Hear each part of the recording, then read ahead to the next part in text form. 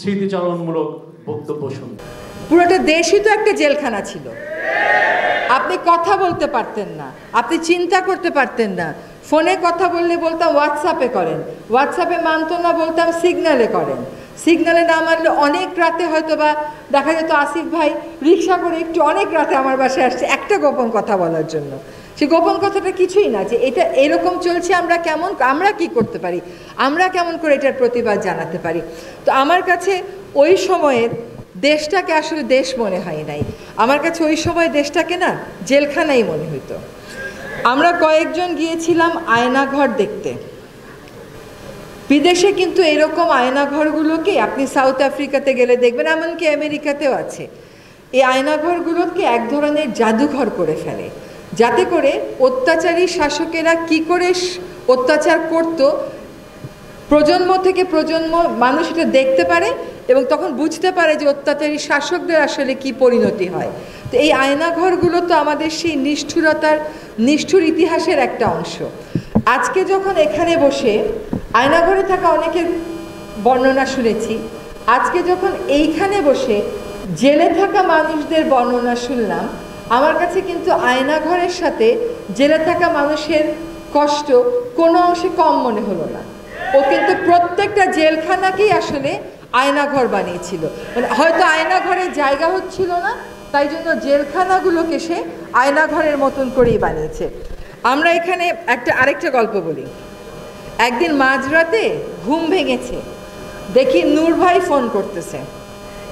সে phone করছে, আমি phone ধরতে পারিনি, পরে সে একটা SMS দিল, আপা এইবার আমাকে এত মেরেছে, আমার ব্লিডিং বন্ধ হচ্ছে না, আমার মনে হচ্ছে এবার আমাকে মেরে ফেলার জন্যই আসলে তুলে নিয়েছে। এটা কিন্তু জুলাই মাসের কথা না, তারও অনেক আগে। প্রথমে তো ওকে মারতই। ওর নামটা আমার ফোনে সবসময় VP নূর নামে সেভ করা। আমার মনে হয় ও মন্ত্রী MP হলেও ওর সবাই VP নূর নামেই চিনবে, কারণ সেখানে সে আসলে একটা প্রতিবাদ সে যে করেছিল ওই সময় তার সেই কোটা আন্দোলনে, এবং পরবর্তী সময়ে তাকে কিন্তু কখনো মারের মুখে বা নির্যাতনের মুখে আমরা চুপ করে যেতে দেখি নাই। আমার মনে হয় যে এটাও অনেক মানুষকে সাহায্য করেছে, অনেক মানুষকে প্রেরণা জুগিয়েছে। একটা কথা বলি, আপনারা জেল নিয়ে অনেক কথা বললেন, এটা আমরাও মাঝে মাঝে বলি যে জেলখানাটা আমাদের স্বার্থেও তো সংস্কার হওয়া দরকার।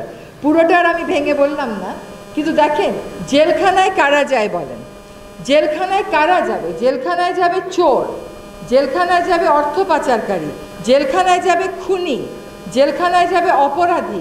আমাদের জেলখানায় কারা গেল বলেন? শিক্ষার্থীরা। আমাদের জেলখানায় কারা গেল বলেন? বিরোধী দলের নেতারা। আমাদের জেলখানায় গেলেন একজন সাধারণ রিক্সা চালক।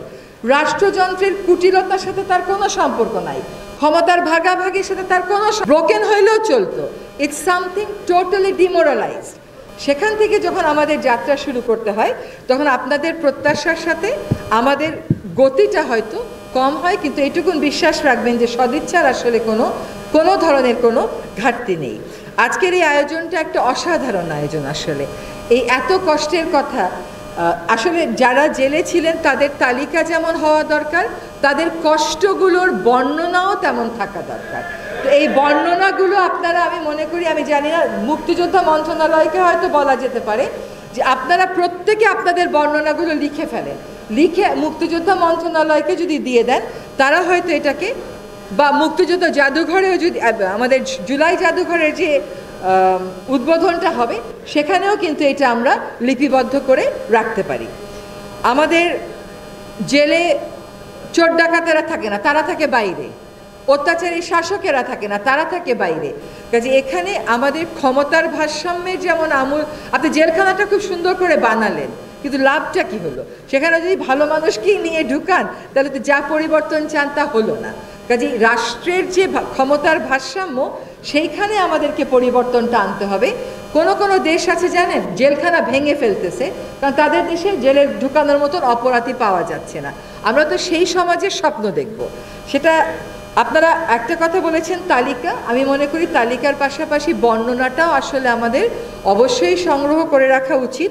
আরেকটা হচ্ছে পুলিশ সংস্কার এবং কারা সংস্কার। KTV বাংলা, বিশ্বের চোখে বাংলাদেশ।